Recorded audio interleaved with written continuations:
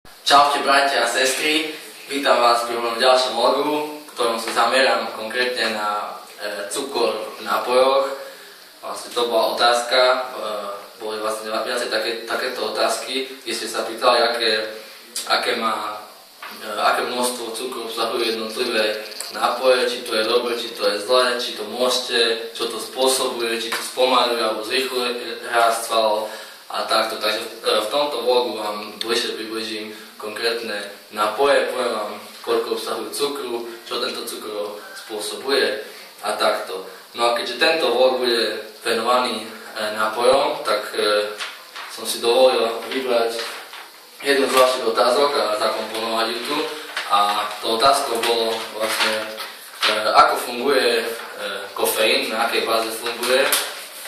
Pýtali ste sa, či môžete piť kávu a že vlastne čo to spôsobuje a takto. Tak teraz vám približím fakt iba tak skrátke, čo je vlastne kofeín a ako funguje.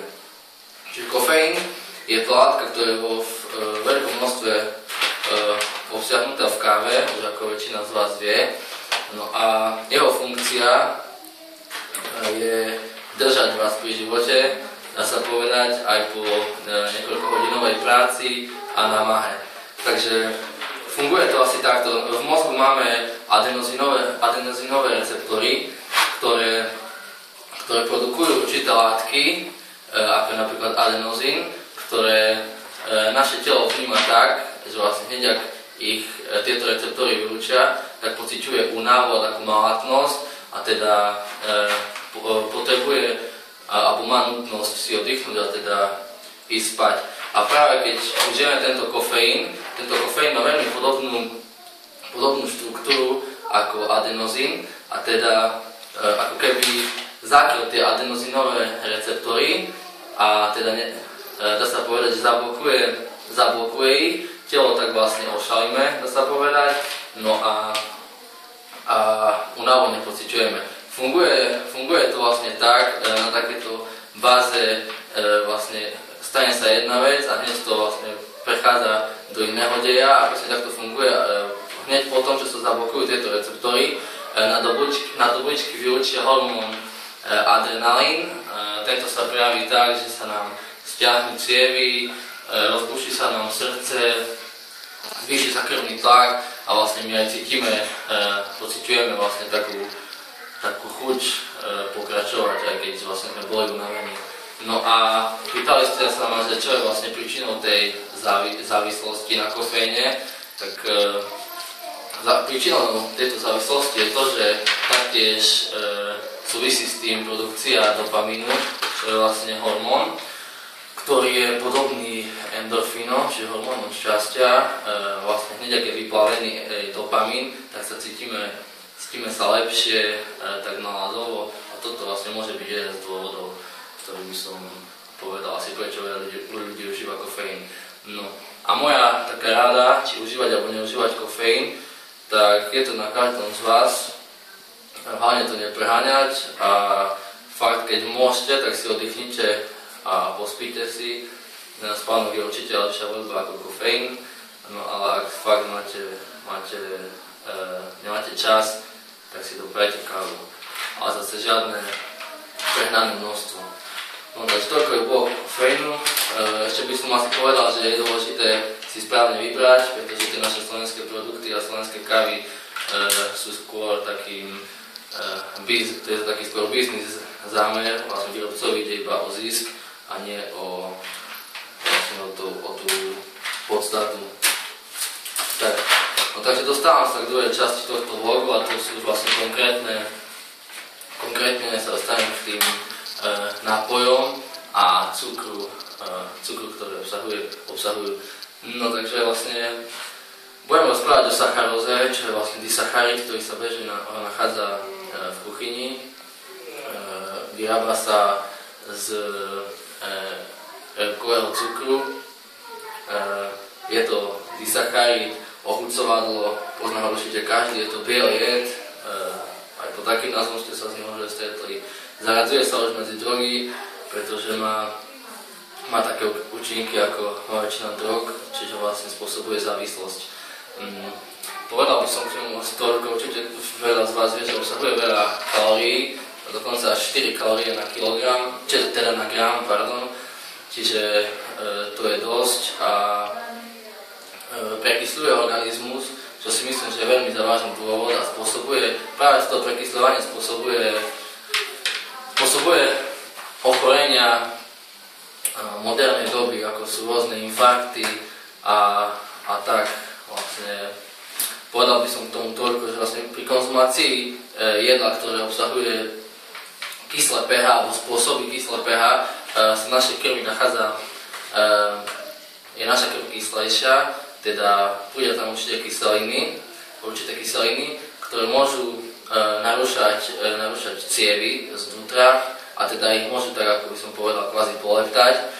No a naše cievy obsahujú vápnik, ktorý vlastne je odburávaný z týchto ciev a neutralizuje kyselinu. Ale hneď vlastne ako tú kyselinu neutralizuje, tak mozog vyšle signál na to, aby vylúčil do krvného rečišťa cholesterol a práve tento cholesterol sa usádza na steny žil, ktoré sú oslabené, pretože vlastne sú obrané o ten vápnik. A on ich tam spevňuje, ten cholesterol, a hromadí sa tam. A vlastne my keď prekysľujeme to telo a prekysľujeme tým cukrom, tak ten cholesterol sa tam ukladá, no a potom môže dôjsť k tomu infarktu. A veľa ľudí si tento cholesterol zamieňa za konzumáciou masných jedl, a tak vôbec to nemá nič spoločné s konzumáciou masných jedl a tukov. Takže asi len toľko k tomu. Spôsobuje obezitu, cukrovku, rôzne problémy ústnej dučiny a takto. No takže teraz by som vám asi ukázala, koľko cukrov obsahujú dané nápoje. Čiže takto. Prvý nápoj je Fanta. Mám to aj napísané tu na počítal. Čiže Fanta obsahuje 37 takýchto kociek cukru, pričom jedna kocka cukru má 5 gramov. Čiže takáto 2-litrová fľaša Fanty obsahuje 185 gramov cukru. Čiže treba si premyslieť, či to stojí za to. Ak máte cieľ, vašim cieľom je mať nejakú vysnívanú postavu alebo kontrolovať, nejde to ani o postavu, ide o to, skôr o to zdravie, ako o tú postavu, tak fakt by som neodporúčal. Ďalší nápoj mám Sprite tuna, je to taktiež veľmi známa značka a veľmi populárna medzi ľuďmi. Má 26 gramov, 26 kociek cukru obsahuje, čo je približne 130 gramov cukru na 2 litre. Čiže je to niečo menej, ale tiež veľké množstvo. No a poďme tu Coca-Cola, ktorá obsahuje najviac. Tá obsahuje až 43 kociek cukru, čiže na 2 litre to sú až 115 gramy. Čiže fakt veľké množstvo. A poslednú tu mám Saguaro, ktorá je tiež veľmi bežná, poslednú dobu, čo sa dostala na trh. Ona obsahuje zo všetkých najmenej, má len litra a pol a obsahuje 15 kociek cukru a 75 gramov cukru. No, čo raz takou nevýhodou tu je to, že keď sa pozriete na to množstvo cukru, mali by ste to asi problém skonzumovať takto, nie že asi, ale určite. Ale keďže je to takto rozpustené a má to tekutú formu, tak je to oveľa ľahšie dostať do organizmu. No a čo som povedal k tomu, tak vlastne podstatou toho tu všetkého a cukru je to vlastne, že on keď sa dostane do krvného rečišťa, tak hneď je vylúčený z pankreasu inzulín, ktorý je ako keby taký kľúč, dá sa povedať, a otvorí bunkovú membránu kvázi a glukóza môže prenikať dnu do bunky. No ale hneď potom sa to stane, inzulín klesne opäť na tú svoju hranicu a teda aj krvný cukor sa ustáli a vlastne my cítime opäť hlad. A teda opäť siahneme po cukru a opäť nastáva to isté, čiže opäť hladina inzulínu hore, hladina inzulínu dole. A takto sa to môže stať niekoľkokrát za deň a vtedy vlastne tú správnu funkciu úplne pokazíme, a môže sa nám úplne vymknúť spod kontroly aj produkcia inzulínu a vznikajú potom rôzne ochorenia a choroby. Čiže takto, fakt pozor na ten cukor. Môj názor je taký, že ja by som osobne vôbec neužíval tieto vody. Raz za čas je to, si myslím, normálka, však povedzme ľudia a vyskúšať to treba, ale také niečo, že každý deň si to dať alebo tak určite nie. No a pýtali ste sa ma aj na umelé sladidlá, pretože myslím si, že je jasné, že veľa ľudí sa sťažovalo na obsah tohto cukru, hlavne odborníci a lekári a ľudia, ktorí sa tým zaoberajú, tým zdravotným štýlom, a preto vlastne sa dostali na trh tzv. Light výrobky, ktoré neobsahujú žiaden cukor, dá sa povedať, ale obsahujú umelé sladidlá. Medzi také veľmi známe umelé sladidlo patrí aspartam.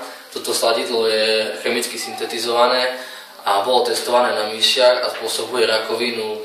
Rakovina, rôzne nádory tam u myši spôsobovalo. Potom tam sú ešte, neviem, acesulfám a neviem, aké rôzne odrody tých sladidiel, ale si myslím, že všetky majú viacej negatívnych účinkov ako pozitívnych. Na trh sa prednedávno dostalo sladidlo prírodné, stevia, ktoré je pokladané za takú najlepšiu variantu, ktorú by som odporúčil, keď už takto. Čiže z tých nápojov môj názor, čistá voda, poprípade nejaká minerálna voda, alebo juice, nejaký ten juice. Mám tu aj juice 100%, veľa ľudí mi hovorí, že nie je problém nájsť 100% juice. To som len tak zobral, ale neviem značku aj nič. Vlastne chcem vám povedať, že je to napísané 100%, ale to vôbec nie je 100% šťava, je to 100% koncentrát, čiže obsahuje to šťavu a obsahuje to aj vodu, čiže nenechajte sa pomýliť, všetko, ako som už povedal, je to zámer predajcu, chce vás, to povedať, oklamať a zarobiť na vás. Fakt si kontrolujte etikety, ono by to tam malo byť všetko napísané a keď to správne budete kontrolovať, tak a budete mať v tom prehľad, tak sa nezmýlite. No. Takže to by bolo asi všetko k dnešnému logu. Dúfam, že ste sa poučili a zobrali si nejaký príklad z toho všetkého, že cukor je fakt biely jed a droga a treba regulovať jeho množstvo po tráve, pretože spôsobuje asi všetky také doteraz známe ochorenia. Tak ďakujem za pozornosť, majte sa, držte sa a buďte fit.